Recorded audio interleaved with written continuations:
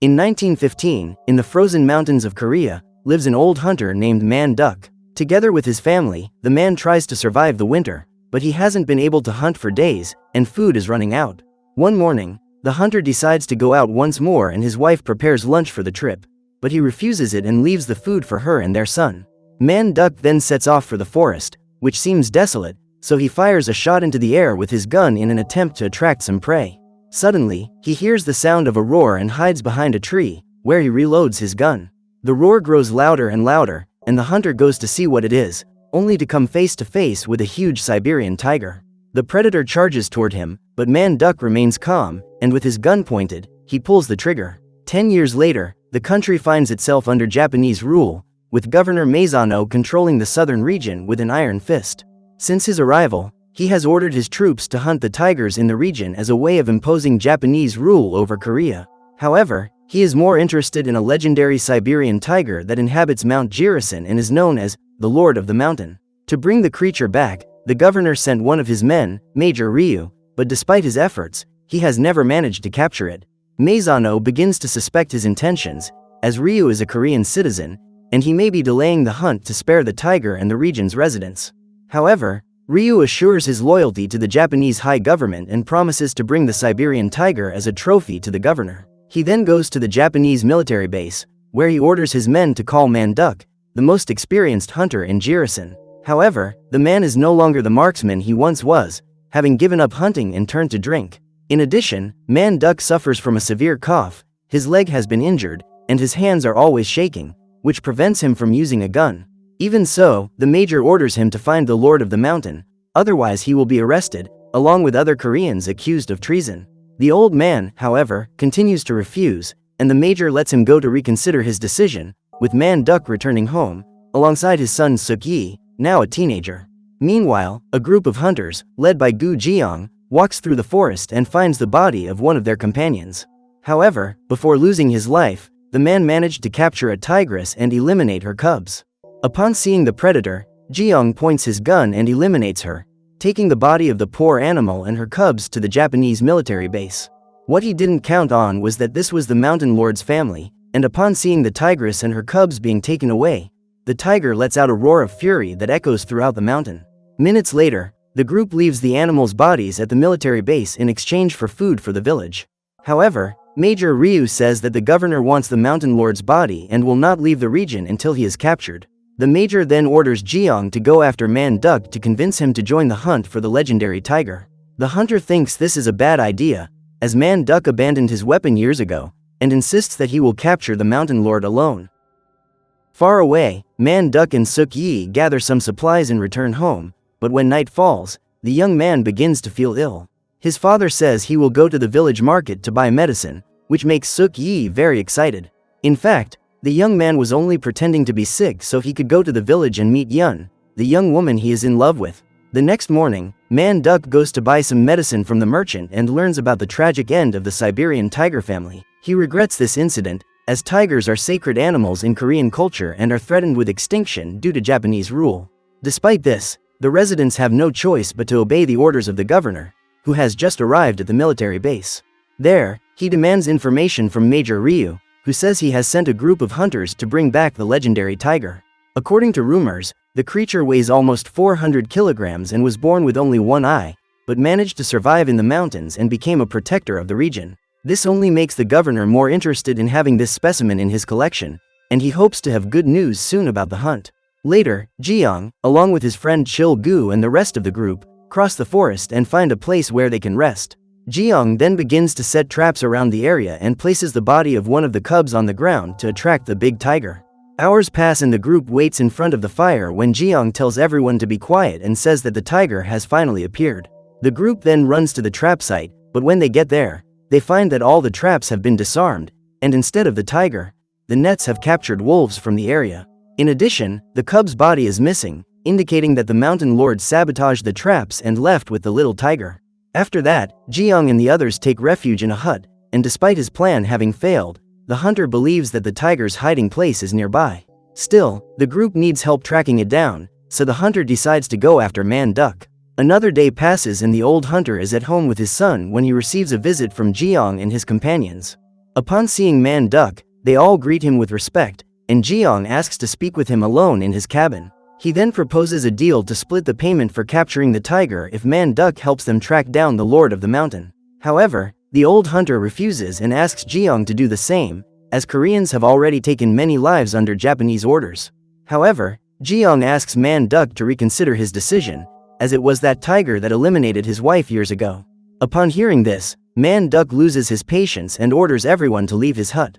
The group then continues their journey, but Suk Yi is interested in following them, as capturing the tiger could earn him a lot of money. With that, he could ask for Yun's hand in marriage before she is promised to another villager. The young man then tries to talk to his father to change his mind, but Man Duck is lost in thought and remembers the day he faced the tiger. Years ago, on another excursion into the forest, Man Duck and a group of hunters went after the Lord of the Mountain. However, they only found Jiang with a wounded face, in addition to 2 other hunters eliminated by the tiger. Man Duck then runs through the forest in search of the animal, but when he hears a strange noise coming from afar, he aims his gun and shoots without hesitation. However, the hunter hears the sound of a roar coming from another direction and realizes that the tiger is behind him, watching him. Completely defenseless, Man Duck remains motionless, just waiting for the creature to attack, but the tiger simply turns around and walks away. Man Duck managed to survive, but to his horror, he discovers that the gunshot ended up hitting his own wife. Desperate, he tries to save her, but it is too late, and since then, he has carried the guilt for the loss of his wife and has never wielded his gun again. The next morning, father and son walk through the mountains and the young man insists that his father accept the hunter's deal. Man Duck continues to refuse, so Suk Yi suggests that he can go in his place, as he is already 16 years old and has the blood of a hunter running through his veins. However, Man Duck tells his son to give up on this plan, as everything he needs is on Mount Jirisan. Upon hearing this, the young man rebels and accuses his father of trapping him in an isolated and meaningless life, instead of living in the city with other people.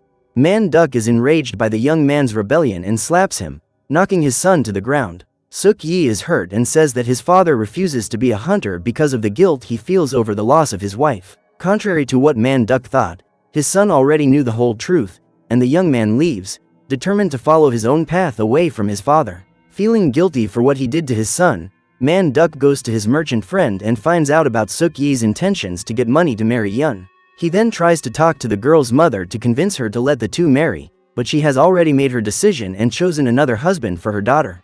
Meanwhile, Suk Yi goes to the Japanese army and talks to Major Ryu, asking for permission to join the Siberian tiger hunters.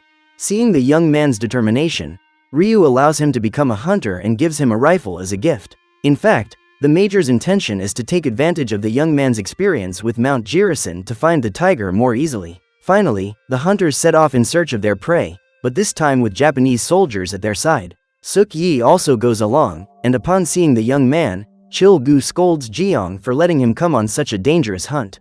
The man says that everything is going according to plan, because with Suk Yi in the group, Man Duck will have no choice but to join the hunt. Meanwhile, the old hunter returns home, only to find that his son has not yet returned. Remembering the young man's determination to join the hunters, Man Duck fears the worst and runs desperately after his son. At that very moment, the young man walks through the forest, with the group splitting up to explore the area in search of the mountain lord.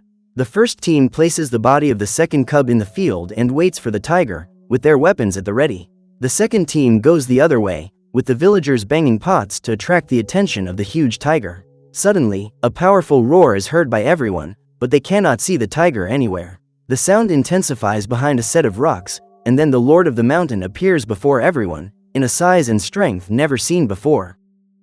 The legends have proven to be true, and the creature, which is blind in one eye, lets out another roar, causing fear in everyone around. The villagers try to fire their weapons, but the tiger is faster and charges at the group, eliminating everyone who crosses its path. Jiang and the others hear the sound of battle and rush to see what is happening, as does Man Duck, who hurries to find his son.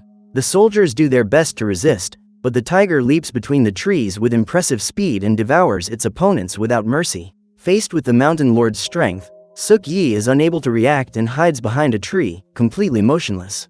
Seconds later, the huge tiger appears next to the young man, but Suk Yi does not try to attack it and the creature leaves. However, one of the soldiers sees the tiger flee and rushes to pick up his revolver from the ground. However, when he pulls the trigger, the gun is unloaded, and the mountain lord takes the chance to attack once again. Seeing the tiger coming towards him, Suk-yi cocks his rifle, and even though he is scared, he pulls the trigger in the tiger's direction. Seconds later, Ji-young and the others arrive at the scene of the battle, only to find total chaos. The hunter realizes that he was lured away from his post by the tiger and orders Chil-gu and the others to retreat, as they are easy prey there. However, just as he is about to leave, Ji-young comes across Suk-yi, who is seriously injured from the tiger's attack. The hunter asks the young man to hold on, as he will go out to get help. Ji-young then leaves to call the group back, but he sees the trail of blood in the snow and realizes it belongs to the tiger. It seems that Suk-yi managed to hit it with his shot, and for the first time, the mountain lord was wounded in combat. Ji-young believes that the tiger is nearby and can finally capture it, but Chil-gu remembers that Suk-yi was with the rest of the group and asks where the young man is. However, Ji-young will not give up his hunt and lies to his friend, saying he does not know where the young man is. Even so, Chil-gu and the others set out to find him, and arriving at the battlefield, they see a pack of wolves devouring the bodies of the soldiers. The hunters chase the wolves away and go looking for Suk-yi, but all they find is his rifle lying on the ground. It is then revealed that the young man has been taken by the wolves to their den, where the leader of the pack awaits his prey. At the same time, Chil-gu and the hunters continue to search for the young man, but Ji-young says it is useless, as he must have already been taken by the wolves. Chil-gu is upset by his companion's coldness, as he agreed to take the young man on the hunt, even knowing the dangers. Ji-young argues that Suk-yi wanted to come of his own free will, which only makes Chil-gu angrier, and he attacks the madman. However, he is soon stopped by Man-duck, who demands to know where his son is. Unfortunately, the wolves gather and begin to attack the young man, who is saddened by the end and remembers the good times with his father. However, soon after, the mountain lord appears, and upon seeing the leader of the pack, he attacks the wolf and eliminates him without difficulty. He then scares away the rest of the pack and goes to the young man, but Suk-yi cannot resist his injuries and ends up losing his life. Even though he was wounded by the young man, the huge tiger lies down beside him and licks his face, just as he did with the bodies of his cubs. Another day passes and the survivors take the wounded back to the military base. There, Ji-young goes to speak personally with the governor and asks for his help to continue the hunt for the tiger, which is now seriously injured. However, the hunter says that ordinary soldiers will not be enough to defeat it, and asks him to send an artillery troop to the mountain. Major Ryu is against the idea, but the governor decides to comply with the request, as he wants the tiger's skin in his collection anyway. Far away, Man-duck returns to his hut, fearing that the worst has happened to his son. In the midst of his sadness, he is surprised to see the mountain lord carrying Suk-yi's lifeless body. At that moment, the hunter recalls his first encounter with a tiger 10 years ago, and how he eliminated it with a single shot. In fact, that was the mother of 2 cubs, including a one-eyed tiger, who would become the lord of Jirisan Mountain. After Man-duck eliminates her, Ji-young appears and advises him to eliminate the cubs so they can trade them for more food. However, Man-duck stops him, saying there have already been too many losses, and when Ji-young insists, the hunter pushes him to the ground and tells him to leave the cubs alone. Finally, Man-duck takes the 2 cubs to a cave and leaves them some food so they have a chance to survive in the mountains. Days later, the hunter goes to the cave to see how the cubs are doing, but one of them has died, and the blind tiger has left. After this memory, Man-duck realizes that the tiger still remembers him, and after leaving Suk-yi's body, he leaves for the forest. The hunter cries over his son's body, as does the lord of the mountain, who continues to guard the cubs' bodies and caresses them inside his cave. In addition to this tragedy, more problems arise when the governor sends his artillery to the mountain, where they fill the area with explosives. After finishing the job, the governor gives the command and the bombs are detonated, knocking down trees throughout the region. In the distance, the tiger feels the tremors from the explosions and hears the sound of gunfire, with soldiers eliminating the animals that cross the area. The tiger then leaves his hiding place, and upon seeing all the destruction around the mountain, he lets out a roar of fury and sets out to confront the invaders. Back in the forest, the group hears the sound in the distance, and Ji-young knows that the tiger will come soon. He then calls Chil-gu and the hunters to go to a safe position, leaving the Japanese soldiers to serve as bait for the lord of the mountain.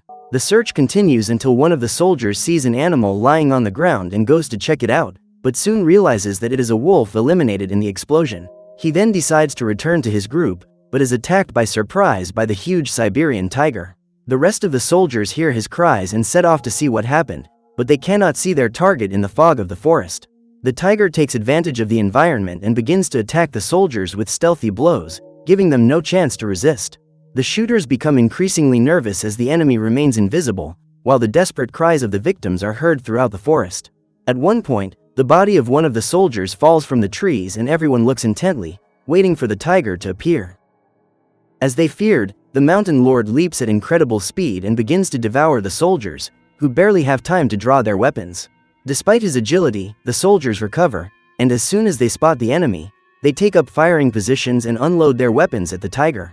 Even though he is hit by bullets, the mountain lord remains standing and launches a new attack, destroying his opponents with his claws and fangs. Amidst the fierce attack, Jiang watches everything from afar and finally sees his great enemy before his eyes. As soon as the tiger eliminates the rest of the soldiers, Jiang aims his gun and pulls the trigger, hitting the tiger directly in its blind eye. With this serious injury, the huge predator begins to stagger and its body begins to lose a lot of blood.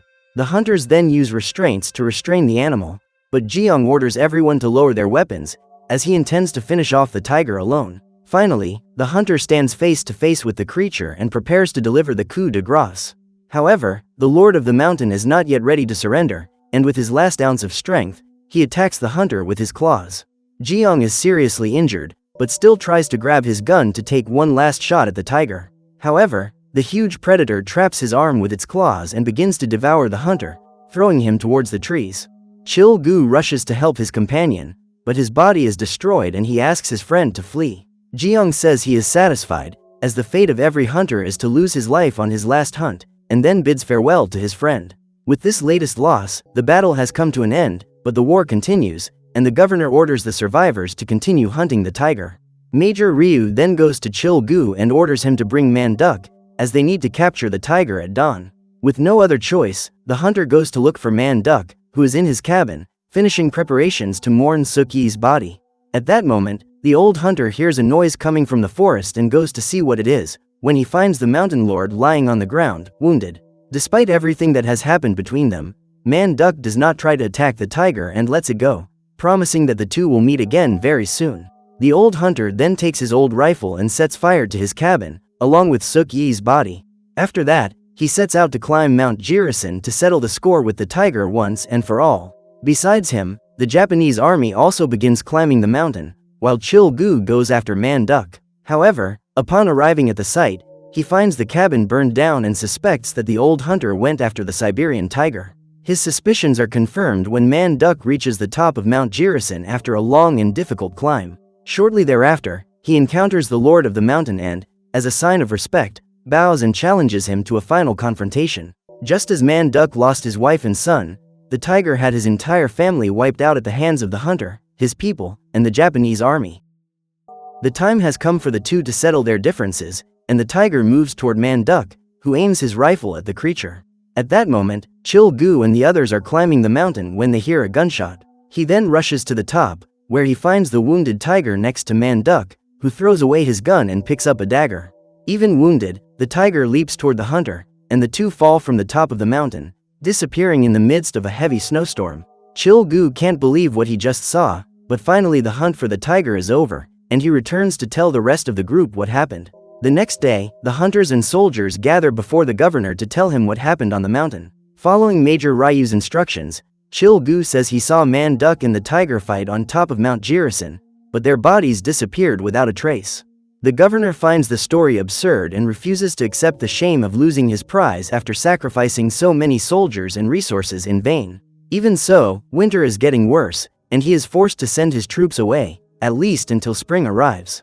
The governor then leaves the region, which makes Major Ryu very happy, indicating that despite everything, he was still loyal to his Korean nation. Finally, somewhere on Mount Jirisan, the bodies of Man Duck and the Siberian tiger rest in peace, far from the reach of the Japanese army. Although their paths crossed through confrontation and war, the two shared happy moments together around the mountain. Now, they join their families in the afterlife, while their bodies are hidden and kept safe by the snow of Mount Jirisan. So what did you think of this movie? Leave it in the comments below. And if you liked the video, like and subscribe for more movie recaps. See you next time.